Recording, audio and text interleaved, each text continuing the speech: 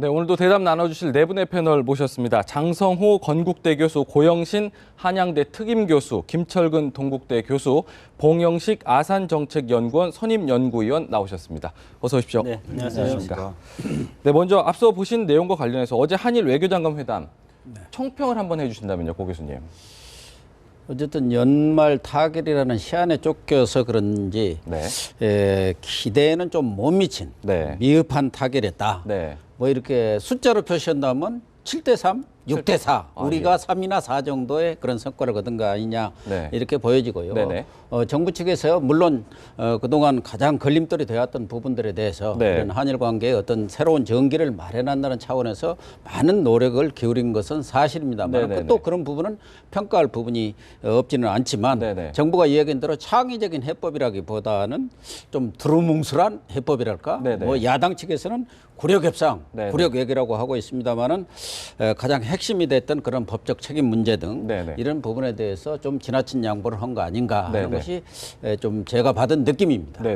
봉영식 위원님께 좀 여쭤볼게요. 방금 뭐 고 교수님도 7대3, 6대4 정도로 우리가 조금 굴욕적인 부분도 없지 않아 있다 이렇게 지적을 하셨는데 좀 우리가 좀 부족했던 부분이 있다면 어떤 부분이 좀 있다라고 좀 평가를 하시는지요?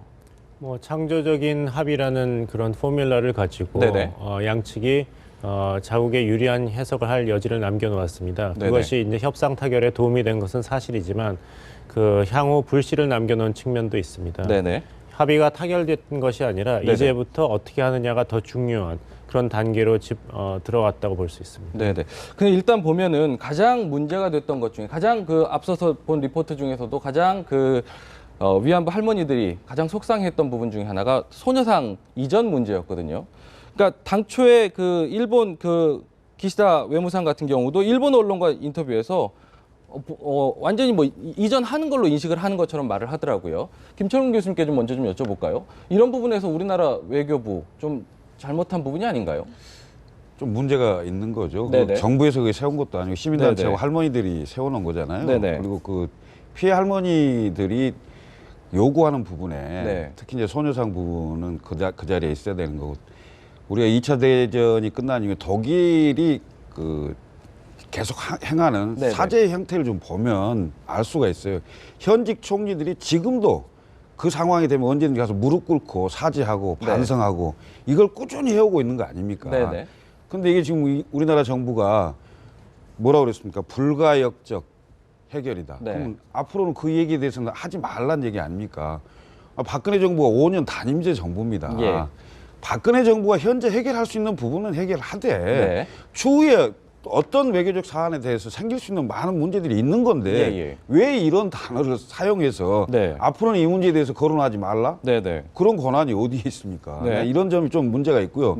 또 소녀상 이전 문제도 할머니들 생각해 보세요. 그리고 그 소녀상마저도 없어진다면 우리가 전부 그걸 우리가 지워야 됩니까?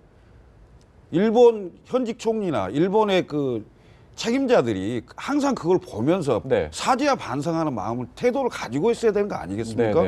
적어도 대사관 앞에 그것을 일본의 요구대로 철거하고 이런 것은 정부가 나서서 하기에는 조금 곤란한 게 아니냐 이런 생각이 좀 듭니다. 그리고 뭐 법적 책임 문제나 이런 여러 가지 문제들 정부가 그 노력한 측면도 있습니다만 제가 보기에는 국민 정서라는 게 있어요. 그러니까 피해 할머니들의 그 정서와 국민 정서로 과연 이게 수용이 가능할까 부분이 좀 의문입니다. 장 교수님께도 좀 여쭤볼게요. 사실 뭐 우리 외교부가 일본 여론전에 대해서 전혀 언급하지 않았다라고 얘기했는데 합의문 결과 이렇게 나왔어요. 외교부가 입장을 이렇게 좀 애매하게 하면서 비난을 좀 자초한 부분이 있지 않을까 이런 부분에 대해서는 어떻게 생각하시는지요? 근데 결국은 협상은 상대가 있는 거고 외교적인 수사는 우리가 국내에서 하는 여러 가지 협상이라든가 여러 가지 서로 상의해서 뭐 결의문을 낭독한다든가 그런 거랑은 차원이 틀린 부분이기 때문에 일본과 우리의 어떤 과거사 문제에 대해서는 일본이 잘못됐다는 것은 누구나 다 알고 있고 전 세계적으로 공유하고 있는 건 아닙니까? 그랬을 때 한일 관계의 미래도 우리가 생각을 해야 될 것이고 그랬을 때 어떤 국익 차원에서도 외교적인 수사에서 이렇게 하는 것이지 예를 들어서 뭐 불가역적 해결이라는 것이 순리적으로 해결을 해야 된다고 하는 원론적인 의미라고 저는 봅니다. 이것이 뭐 다시는 이거에 대해서 다시 재론하지 말자. 역사가 엄연히 있는데 그런 과거적인 사실인데 그것을 어떻게 재론하지 않겠습니까? 네네. 단지 네. 역사의 어떤 피해자인 당사자들의 의견은 상당히 우리 정부가 존중할 필요는 있다. 네네. 그렇지만 우리 한일 관계라든가 세계사적으로 과거의 상처를 묻고 미래로 나가기 위해서는 네네. 어떤 식으로든 하여튼 이 정부 대 정부 간의 어떤 것은 터널 그런 지금 여러 가지 방식은 필요하지 않겠습니까? 네네. 그런 과정적인 지금 측면이라고 보고 이것이 네. 결말이 아니고 이제 출발이라고 봅니다. 아, 예. 그렇게 봤을 때 앞으로 과정이 훨씬 더 어렵고 험난한 길이 우리 앞에 놓여 있다고 봅니다. 그러니까요. 봉 의원님, 이게 아무래도 이제 장 교수님 같은 경우 현실적인 이유를, 현실적인 외교 문제에 대해서도 얘기를 해주셨지만, 일본 정부 입장에서는 굉장히 그 소녀상에 대해서 굉장히 불편해하고 되게 없앴으면 하는 바람이 그렇습니다. 일단은 크잖아요. 법적으로 만약에 우리나라 거기 놓는 거에 대해서 문제가 있는 건 아니잖아요. 더군다나. 예. 뭐 다른 것보다 어제 뭐 일본 위안부 할머니 중에 이용수 할머니 같은 경우는 도쿄 한복판에 세워도 시원치 않을 판인데 건방지다 뭐 이런 얘기까지 했는데 이 위안부 할머니들의 어떤 그 입장이라든지 아까 말씀하신 국민적인 여론 너무 의식한 거 아닌가요? 그 부분에 대해서는. 예. 아베 총리는 이 점에 굉장히 집착했던 것 같습니다. 네네. 불가역적인 합의다. 네. 그래서 일본의 그 미래 세대가 다시는 이 문제에 대해서 사죄할 부담을 이 기회에 없애겠다. 네네. 여기에 굉장히 집중을 했습니다. 네네. 또 하나 김 교수께서 굉장히 중요한 지적을 하셨는데 이 일본군 위안부 문제는 이제 더 이상 한일 간의 양자 차원의 문제가 아니라 여성 인권이라는 인류 보편적인 가치를 훼손한 네. 국제사회의 이슈입니다. 네네. 또 우리가 기억해야 될 것은 이제 한국이 네. 내년부터 UN 인권 이사회에 네네. 이제 상임 이사국이 되고 있습니다. 네네. 그래서 한국이 만약에 이런 일본 종군 위안부 사례가 국제사회에서 여론화가 됐을 때 과연 의장국으로서 가만히 있는 것인가? 네. 그것이 이번 합의를 충실히 이행하는 한국 정부의 입장이 될 것인가? 네네. 이런 굉장히 그 국제사회에서 곤란한 위치에 놓여질 가능성도 있습니다. 네.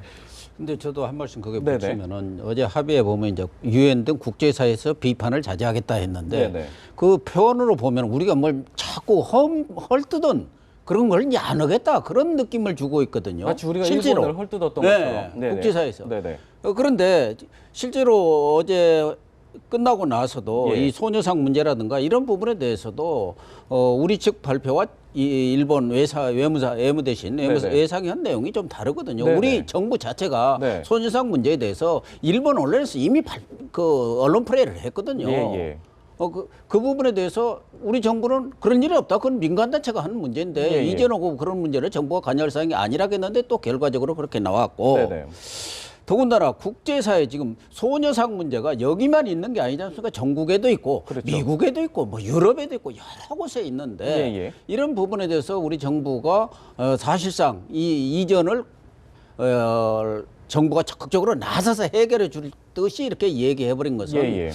그렇게 된다면 국제사회에서 일본이 또 망언을 하고 나서고 이럴 경우에는 네. 어떻게 하겠다는 건지 네네. 그런 점에 있어서 뭐 정부로서도 한일 관계의 미래 지향적 차원에서 예. 또 일본이라는 이웃을 어디다 옮길 수도 없는 것이고 그렇죠. 또 미국의 압력 뭐 이런 부분들을 감안해서 이렇게 타협을 한 것 같습니다만은 결과적으로 보면 우리 측이 너무 이 협상 주도권을 좀 잃은 것 아닌가 하는 예. 그런 비판을 면치 못할 것 같아요. 봉 의원님 말씀하신 대로 지금 보면은 뭐 입장이 또 번복되고 달라지고 이런 부분에 대해서 우리 국민들이 굉장히 좀 공부를 하고 있는데 저 앞서서 제가 좀 전해드린 기사지만은 아베 총리 그 부인이 신사참배를 어제 했단 말이에요. 뭐 일본 내부의 어떤 분위기를 좀 다독이기 위한 거라고 하는데 이런 양면적인 태도가 계속되고 있잖아요. 일본 같은 경우. 지금 이런 부분이 앞으로도 없으리라는 법이 없는 건데요. 앞으로도 없으려는 법이 없습니다. 네네. 그래서 이제부터 시작이라는 말씀을 다시 강조해서 드리고 싶습니다. 네네. 한국 정부 그리고 한국 사회가 해야 될 몫이 있지만 여기서 굉장히 중요한 건 앞으로 일본 정부 그리고 일본 시민사회가 어떻게 자세를 잡을 것인가를 주목해야 됩니다. 네네. 또 한 가지 저희가 기억해야 될 것은 이 종군 위안부 문제가 한일 관계의 전반을 결정하는 이슈가 아닙니다. 네네. 독도 문제도 있고 그렇죠. 한일 간의 경제협력 차원도 있고 안보협력 차원도 있습니다. 네네. 여기서 일본 측에서 어떤 망언적인 행동을 하거나 한다면은 네네. 결국에는 이 최종적이고 불가역적으로 타결되었던 합의의 근간을 우리가 아니라 일본이 훼손하는 행동이 나오는 것입니다. 네네. 거기에 따라서는 우리 정부가 적절한 대응과 반응을 해야 될 것이라고 네네. 생각합니다. 그러니까요. 저 안 그래도 지금 그 말씀을 좀 여쭤보고 싶었는데 그 앞으로도 지금 보면은 그 한일 외교장관 그 이걸 끝으로도 강제징용 피해 문제라든지 한일 간에 약간 그 계속해서 이렇게 과거사 문제로 얽힌 부분이 있는데 이번에 불가역적인 그 협의 이걸 끝으로 해서 향후의 이야기들을 조금 우리가 좀 못하거나 주춤할 수 있는 가능성은 없는 건가요? 주춤할 가능성이 있습니다. 특히 지금 미국에서는 네네. 이것을 기정사실화하고 앞으로 나가고 싶어하기 때문에 백악관 안보보좌관도 환영 성명을 발표했고 네네. 일본 대사관에서 성명이 나왔습니다. 그것은 그렇지만 한미일 간의 공조 차원의 문제고 우리나라는 이제 민주주의 국가로서 이거는 행정부가 네네. 일본 정부와 사이에서 합의를 도출한 사안입니다. 네네. 그렇다고 해서 시민사회라든지 네. 이제 사법부, 여론에서 그 결정을 100% 항상 따라가야 될 이유는 없습니다. 네네. 아직도 이제 개인 청구권이 남아 있다는 사법 판단이 있을 수 있기 때문에 이제부터는 어떻게 이렇게 일본 정부와 한국 정부 간에 합의된 내용을 국내 차원에서 여론에 부합하는 식으로 이끌어 나갈 것인가. 네네. 이것이 박근혜 정부의 남은 큰 과제입니다.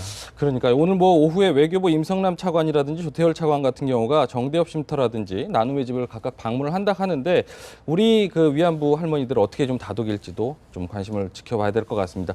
오늘 한일 외교장관 회담 결과 관련해서 말씀 나누신 봉영식 연구위원은 저희가 먼저 좀 보내드리겠습니다. 고맙습니다. 감사합니다. 네.